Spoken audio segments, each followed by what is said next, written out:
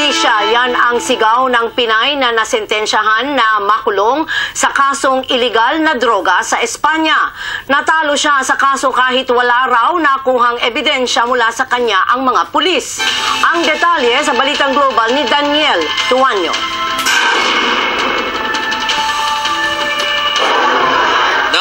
Pirma ang Sentro Filipino sa simbahan ng mga Katolikong Pinoy sa Barcelona ang Iglesia ni San Agustin. Umaapela sila na pababae ng sintensya na nakapiin na si Emilia Dueñas Gutierrez. Nahatulan si Emilia ng 3 taon at 6 na buwang pagkakabilanggo sa kasong possession at drug trafficking. Kwento ng asawang si Maynardo Ramirez, hinalughog ng pulis ang bahay nila noong 2013 kahit wala sila roon. Kinuha ang lahat ng alahas, passport, bank book, cellphones, perang inimpok at laptops pati ng kanilang borders pero wala nakuhang droga. May pinapanik pa silang aso. Wala po nakuha. Wala silang nakuha. Bitsin po ang kinuha nila.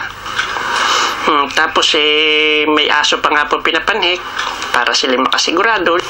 Nang dumating sila sa bahay, agad silang inaresto. Naabsuelto si Ginoong Maynardo pero nasintensyahan si Emilia noong 1 taon. Umapela pero hindi na natili ang sintensya at tuluyan na nakulong sa Wadras nitong Hulyo. Giit ni Maynardo, inosente at marangal silang namumuhay. Hepe siya ng kusina at nagtatrabaho sa isang pabrika na malaking grocery chain naman si Emilia. Niligaw rin daw ang mga pulis na imbis pumunta sa kalapit na gusali kung saan may hinihinalang bentahan ng droga, sa bahay nila pumunta. Nangako ang dating abogado nila na 80% may papanalo ang kaso. Sa totoo lang po ay wala ngang kasalanan siya. Sa abogado, bakit nagpabaya? Kung kami naman ay estranghero at sila naman ay kumu taga rito, ay bakit naman kami pinabayaan? Hindi naman ako maghahabol ng kwan kung yun ay tunay.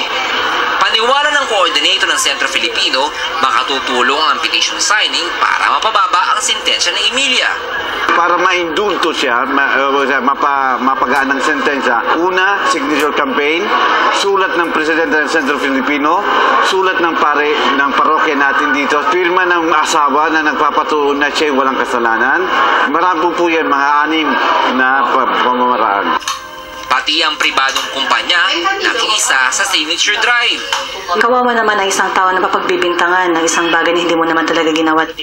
Dumudulog din si Ginoong Maynardo sa Pangulong Benigno Aquino na tulungan silang makamit ang hustisya.